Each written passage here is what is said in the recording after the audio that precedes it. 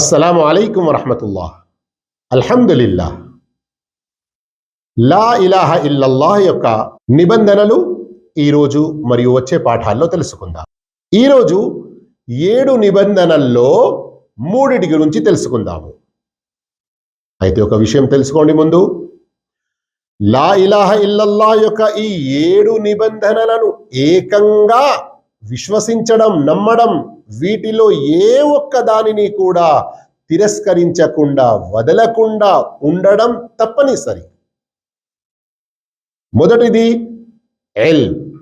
లా ఇలాహ ఇల్లల్లాహ్ యొక్క నిజమైన భావం యొక్క జ్ఞానం, దాని రుకున్లు, మూల విషయాల యొక్క జ్ఞానం తెలుసుకోవడం తప్పనిసరి.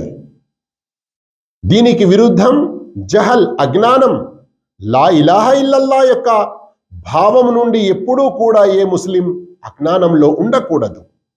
అల్లాహు తాలా సూరత్ ముహమ్మద్ ఆయత్ 19లో ఆదేశించాడు, ఫఅలం అన్నహు లా ఇలాహ ఇల్లల్లాహ్. అల్లాహ్ మాత్రమే సత్య ఆరాధ్యుడు. లా ఇలాహ ఇల్లల్లాహ్ గురించి నీవు తెలుసుకో, దాని జ్ఞానం పొందు. మరియు ప్రవక్త సల్లల్లాహు అలైహి వసల్లం శుభవార్త ఇచ్చారు. సహీ ముస్లిం హదీస్ నంబర్ 26, మన్ మాత వహువ యఅలం అన్నహు లా ఇలాహ ఇల్లల్లాహ్ దఖలల్ జన్న.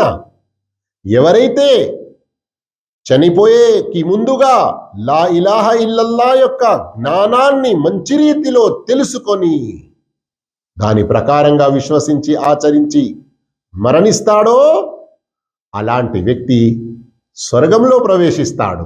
అల్లాహు అక్బర్. జ్ఞానం ఎంత గొప్ప విషయం, స్వర్గ ప్రవేశానికి మూల కారణమవుతుంది. ఏ ముస్లిం అయితే లా ఇలాహ ఇల్లల్లాహ్ యొక్క నిజమైన జ్ఞానాన్ని తెలుసుకొని దాని ప్రకారంగా తన జీవితం గడుపుతాడో అతడే స్వచ్ఛమైన విశ్వాసుడు, స్వర్గంలో ప్రవేశిస్తాడు. రెండవది యకీన్. అంటే ఏమిటి? లా ఇలాహ ఇల్లల్లాహ్ పూర్తి నమ్మకంతో విశ్వసించాలి, నోటితో పలకాలి. యకీన్ కు అపోజిట్ షక్, అనుమానం, సందేహం. జిన్నాతులు, మానవుల్లోని శైతానులు ఏ ఏ సందేహాలు కలుగజేస్తారో వాటిలోని ఏ ఒక్క సందేహంలో పడకుండా, చిక్కుకోకుండా పూర్తి నమ్మకంతో లా ఇలాహ ఇల్లల్లాహ్ పలకాలి మరియు దానిపై విశ్వాసం ఉండాలి. దాని యొక్క ఏ ఏ బోధనలు ఉన్నాయో వాటన్నిటినీ పూర్తి నమ్మకంతో విశ్వసించాలి. అల్లాహు తాలా సూరతుల్ హుజురాత్ ఆయత్ నంబర్ 15లో చెబుతున్నాడు, ఇన్నమల్ ముమినూన్. నిజమైన విశ్వాసులు ఎవరంటే ఎవరైతే అల్లాహను, ప్రవక్తను విశ్వసిస్తారో థుమ్మ లం యర్తాబు, మళ్ళీ అందులో ఎలాంటి అనుమానానికి, సందేహానికి గురికారు. ఇక సహీ ముస్లిం హదీస్ నంబర్ 27లో ప్రవక్త సల్లల్లాహు అలైహి వసల్లం తెలిపారు, స్వయంగా నేను లా ఇలాహ ఇల్లల్లాహ్ గురించి సాక్ష్యమిస్తున్నాను, వ అన్నీ రసూలుల్లాహ్, నేను అల్లాహ్ యొక్క సత్య ప్రవక్త అని కూడా సాక్ష్యమిస్తున్నాను.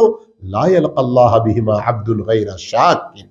ఏ దాసుడు ఈ 2 సాక్ష్యాలతో అల్లాహ్ను కలుసుకుంటాడో గైర షాకిన్, అతనికి ఏ మాత్రం సందేహం ఉండదు, అతనికి అనుమానం అనేది ఉండదు.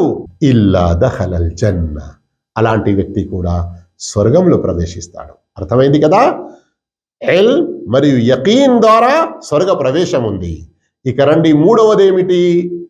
లా ఇలాహ ఇల్లల్లాహ్ యొక్క 3వ నిబంధన కుబూల్. కుబూల్ అంటే తెలుసు కదా, పెళ్లిల్లో చెబుతూ ఉంటారు కదా, మేనే కుబూల్ కియా అని.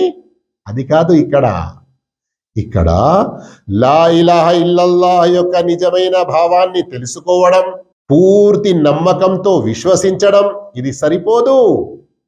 దీనిని మనం అంగీకరించాలి, కుబూల్ చెయ్యాలి.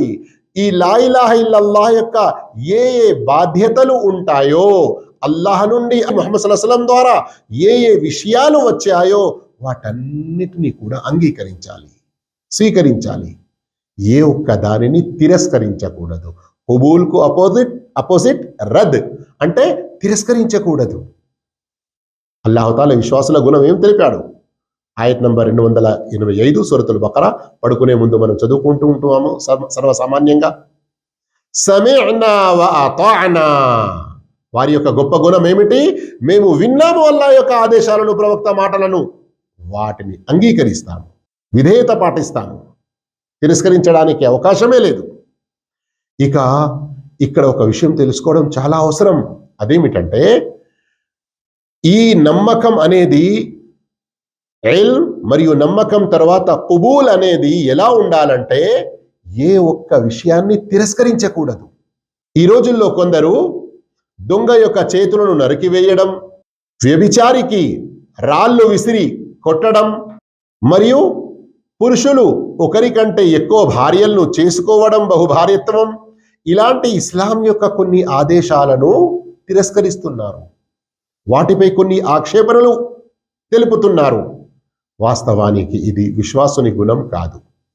సూరతుల్ అహ్జాబ్ ఆయత్ నంబర్ 36లో అల్లాహ్ తెలిపాడు, వమా కాన లిముమినిన్ వలా ముమిన.